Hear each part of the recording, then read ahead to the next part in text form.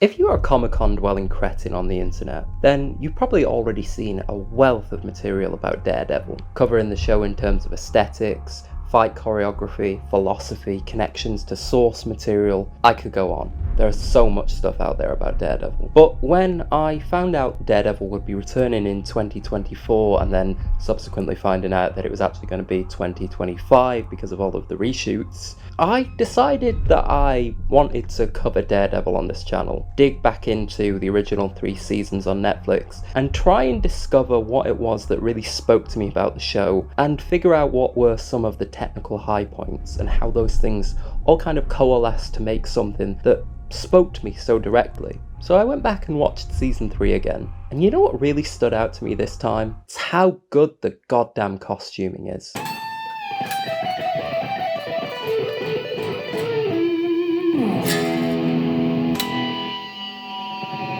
Daredevil is a show that strives for technical excellence on numerous levels. How it uses clothing and costuming to enhance the story and tell us more about the characters and the situations they find themselves in is excellent. It is done so well, so frequently. The cheap suits that Matt and Foggy wear show us how desperately they need every client who comes through the door. In season 1, Wilson Fisk's black suit slowly lightens to grey as he thaws, as his relationship with Vanessa, the art dealer, begins to open him up and change him in ways that he couldn't even imagine, and also makes him subsequently more dangerous, all of which foreshadows the infamous white suit that will be coming in season 3, but we'll get to that. Throughout season 1, Matt's basic Daredevil costume that he starts out with is a simple black compression shirt and cargo pants, and slowly evolves as he comes to terms with the specifics of what fighting crime actually entails, how he's going to need certain kinds of protection and eventually armor, and then eventually the actual Daredevil suit, padding and knee guards, and eventually the iconic billy clubs all begin to make an appearance throughout the season, and slowly we see him adapt to the kind of situations that he knows he's going to certainly find himself in as time goes on. Okay, so all of this is a bit scattershot, and you can probably tell that I've spent way too much time thinking about edgy dudes wearing black outfits, beating up other guys on rooftops. So let me try and zoom in a little bit for you. So, season 3. When it first dropped, there was a lot of speculation about the partnership between Netflix and Marvel, and how it's going to affect the show, and how that partnership was going to work going forward. There was a lot of tension in the air between the two partners. It didn't help matters that the other 4 shows that were surrounding Daredevil and the small-scale TV universe they had been working to build up over the last couple of years, all of those things hadn't been going well. A lot of those shows, apart from Daredevil and to one extent or another Jessica Jones, had been either met with a mixed critical reception or were completely panned. When it was announced that season 3 was in production, even high-profile media outlets like Rolling Stone were questioning whether the show could live up to the hype of its first season back in 2015. With a new showrunner in place and a clearer focus on the core characters from the first season, we were given a much more insightful, more direct version of what people had wanted out of season 2, and a renewed focus on some of the core principles of what made season 1 so good to begin with. We're dropped back into Hell's Kitchen immediately after the conclusion of The Defenders, with Matt having just had a building dropped on top of him. So when we catch up with Matt, we're seeing a very broken man. He's lost his suit, he's lost his hearing in his right ear, and most worryingly of all, he's lost even his faith.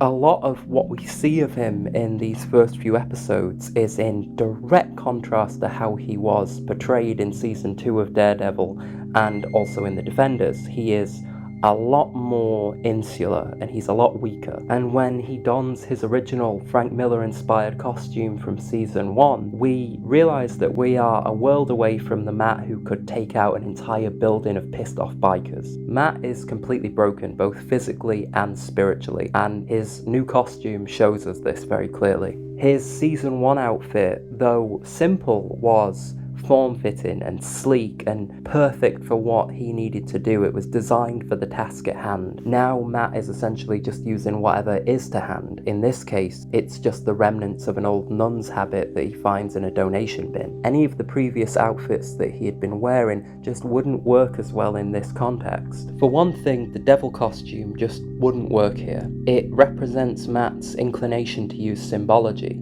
He wants to represent both hope and fear intertwined. This is a wholly ordained position to him, and he just does not feel up to that now. He rejects that entire persona while leaning into the darker, more unruly side of his psyche that he usually tries to, if not reject, at least control. Outlining this, he directly compares himself to Job and explains that now he intends to simply bleed for himself. What's interesting is that it's also a matter of Matt simply not caring if he gets hurt anymore. Previously, the devil suit was used as a kind of Kevlar armor, designed to take the brunt of knife and bullet attacks. The suit was designed to decrease damage while also remaining light and flexible so that it wouldn't sacrifice Matt's agility. So what we get now, with Matt wearing an entirely black suit, represents how the show is dealing with its own verisimilitude. Matt has completely abandoned any form of higher purpose, and with that, any protection it brought to him. So the main difference between Matt here and his previous incarnation as Daredevil is that he is both vulnerable within and without. So things are looking pretty bleak, but have no fear, everything is about to get a whole lot worse. Matt decides he needs to fully embrace his devil side, telling Father Lantham, "My delusion was thinking God had anything to do with it. Now, I'm not as capable as I was, but I don't get to choose who I am. I'm Daredevil. Not even God can stop that now."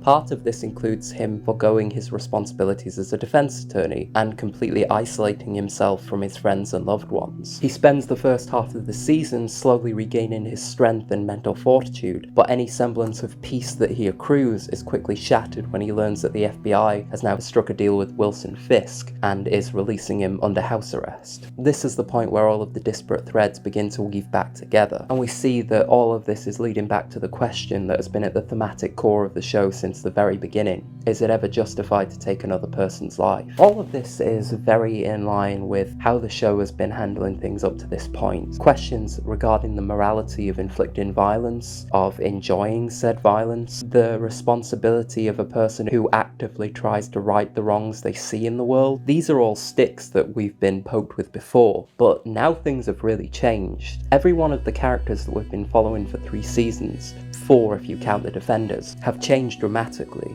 and it somehow feels that everything that's happened was somehow kind of inevitable. Yet again, the costuming shows this. Karen looks increasingly ill towards the second half of the season, often wearing olive and beige as if she's subconsciously trying to blend into the background. Foggy is looking smarter than ever, wearing nice tailored suits, but as the conflict begins to rise, he starts to look more disheveled, like he has a lot of expensive clothes, but never bothers to iron or look after them. And of course, we have Dex. If there is anyone who is more clearly defined by wearing something in season 3 of Daredevil, it's Benjamin Poindexter and the devil suit that Fisk gives him in episode 6. This is a big moment, as in what it illustrates is, as how Fisk puts it, rage has to go somewhere. When Dex begins to operate as Fisk's personal hitman, he does so under the guise of Daredevil in an attempt to besmirch his name while also making sure that there is no one left around to intrude on what he's planning. Dex has a great arc,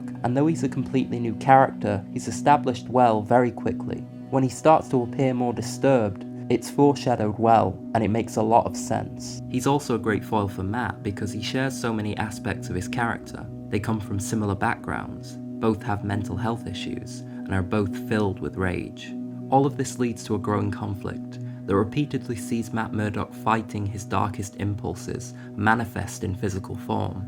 The fact that it is Fisk who is the one orchestrating all of this is a beautiful touch, and here he also presents him with a mirror to show him at his lowest point. He is fundamentally broken by the weight of the responsibilities he has chosen to bear, and yet again the show uses colour to display this. Matt operates in the shadows for a lot of this season, and he wears black to, one, hide, but also to reflect his newfound lack of interest in the people that he has always thought that he cared about. Of course, his defining colour is red, a red that echoes hellfire and righteous anger. And again, going back to the devil suit, we're told that it's the red patches that offer the most protection and the black patches that are the weakest. Having given up and pushed away any of the protective qualities and elements in his life, we watch a man give in to his weakest impulses as he is stripped of everything that makes him strong enough to keep fighting. On the other hand, we have Fisk, whose chosen colour is white, whose central modes of being are based around violence and cruelty. At the end of season 1, he finds his most honest version of himself, reflected amazingly in the awesome "I am the ill-intent" speech. And as mentioned before, now that he is back, he spends the whole of this season moving back towards his plain white suit,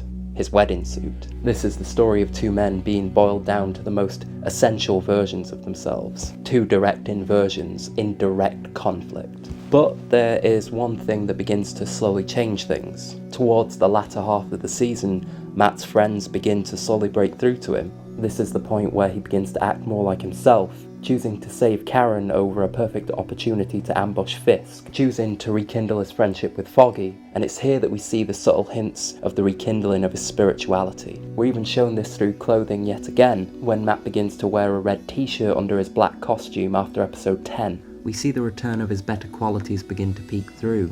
And with this we get the implication that, though Matt is still in a state of turmoil that leaves him vulnerable to yet more severe beatings, his inner resolve is slowly reforming, and it's this that gives him the strength to finally not just beat Wilson Fisk, but retain his moral code in the process. This climax shows us two things: that the concept of morality defined by action can work within the confines of principles, and that also acting from a place defined by ego and emotion leads to nothing but destruction. Destruction for Wilson Fisk, the direct opposite of Matt Murdock. Destruction for Dex, here representing the worst possible outcome for what a person like Matt Murdock could potentially become. And finally, destruction for the darkest iteration of the character we've seen this far, here illustrated by the death of Father Lantham in episode 10. Finally, we see Matt return to his primary drive to deliver a retributive kind of justice, and not one based around the idea of simply punishment for punishment's sake. So yeah, that's the video. Once again, please check out my other videos on the channel. If you've not seen my last one about Orca the killer whale, please check that out, and like and subscribe and such, and I will see you in the next one. Peace.